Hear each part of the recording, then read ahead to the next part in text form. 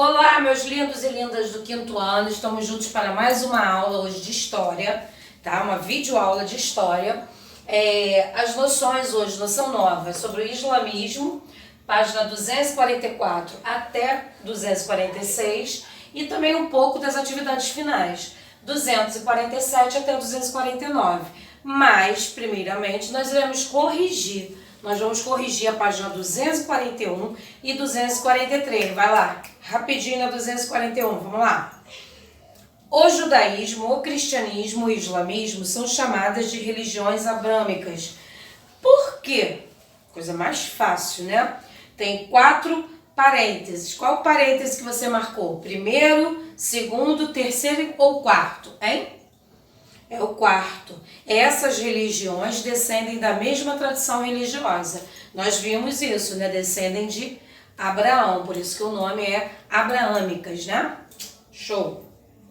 Vamos para 243. 243. Durante o Império Romano, a principal mão de obra existente era a escrava. Por que a doutrina cristã podia ameaçar a organização social romana?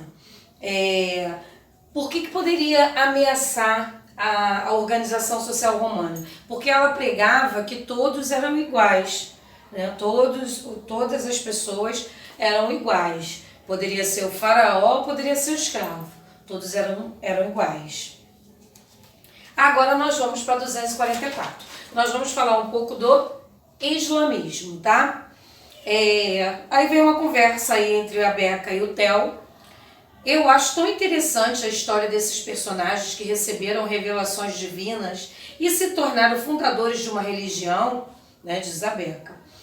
Aí o Luquinha fica olhando, ele fala, eu também acho interessante, mas é difícil entender o que acontece com a religião depois que o seu fundador morre. Aí o Luquinha pensa, não, o Theo pergunta, por quê? Aí o Luquinha, olha só, a revelação divina era transmitida pelo fundador de uma religião, não é? Depois que esse fundador morria, quem é que iria receber as novas revelações divinas? E quem é que iria ser o novo líder daquela religião? Hein? Pra gente refletir, né? Aí vem são 2 perguntas, que é sempre oralmente. Em sua opinião, como uma religião continua depois que o seu fundador morre? E aí? 2. Como os novos líderes de uma religião são escolhidos? E aí? Pensa aí. Então nós vamos hoje estudar o islamismo. O islamismo é a última religião, é a última das 3 religiões abraâmicas, que nós vimos já no início, que descendem de Abraão, né? O profeta do islamismo, o grande profeta do islamismo, o nome dele é Maomé. Profeta, eu já expliquei isso para vocês. Profeta é aquela pessoa que traz as revelações, né, da divindade para a humanidade, tá? Nós temos aí o islamismo, é a última das 3 religiões abrâmicas.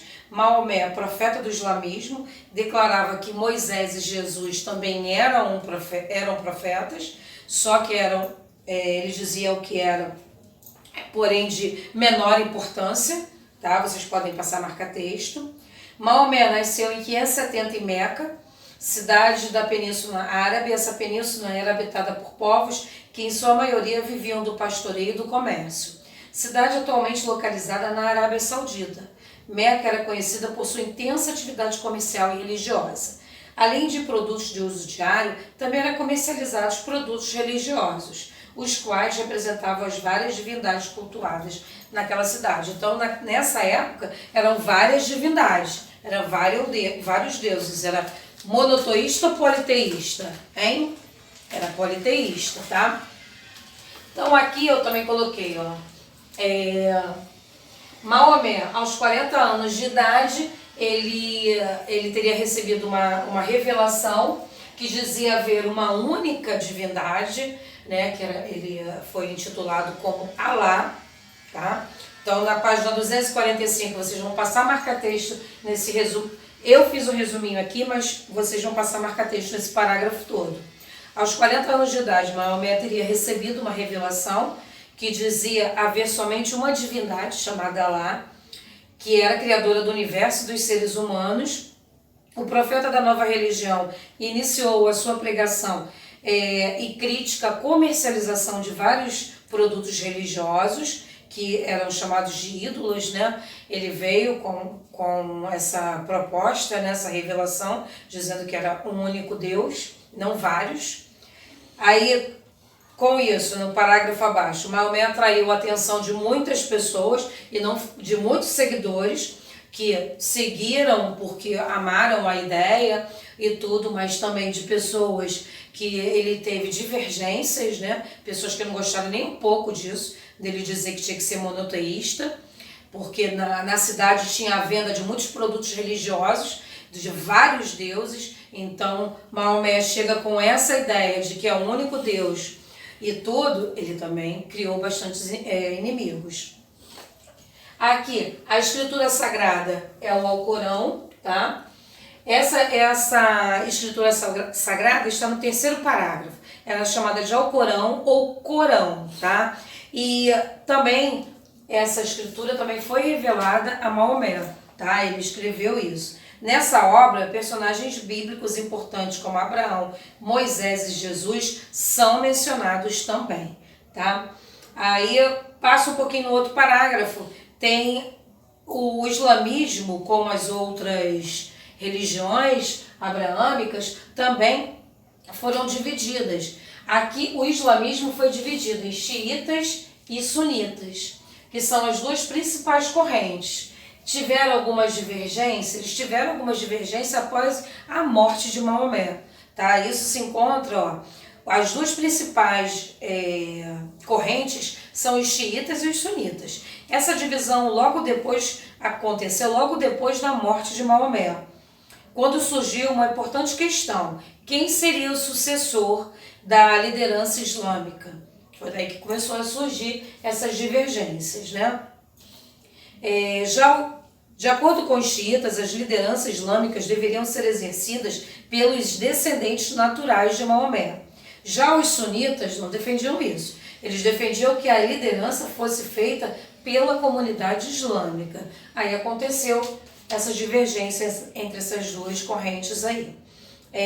As divergências entre essas duas correntes também têm origem em diferentes interpretações a respeito do islamismo. Também entra essa parte também de interpretar, né, o Alcorão, interpretar essa escritura sagrada. Eles interpretaram também de maneiras diferentes. Por isso também é uma das questões das divergências, mas a principal foi da morte de Maomé.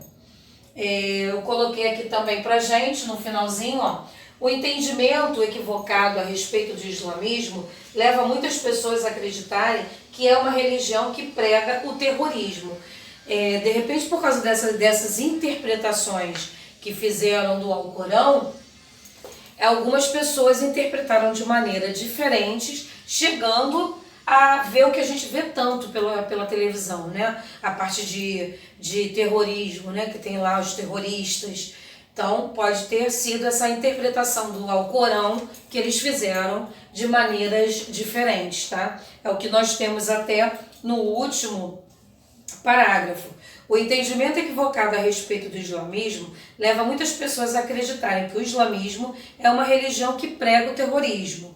Isso não é verdade. O surgimento de grupos terroristas de orientação islâmica é um fenômeno recente e está associado a questões nacionalistas e às disputas políticas. Então, o que a tia escreveu aqui, ó, de terrorismo, né, isso é bem recente, né, essa interpretação que eles dão ao Alcorão, e isso é bem recente. E não é só em relação ao Alcorão. Tem disputas, como o nosso livro está falando, nacionalistas e as disputas políticas no país também.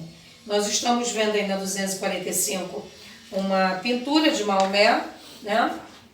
Vocês vão fazer a 246, que são os exercícios, e nós vamos até a 249. A 247 começa as atividades finais do nosso capítulo, do capítulo 4. O capítulo 4 acabou e começa as atividades finais. Aí vocês vão até a 249, que são os exercícios revisando esse capítulo, como cristianismo, judaísmo, que nós vimos até agora, tá? Vai parar na 249, ok? tá? Façam com calma, façam com a letra bonita, devagar e sempre com atenção, tá bom? Fiquem com Deus e se cuidem. Beijos.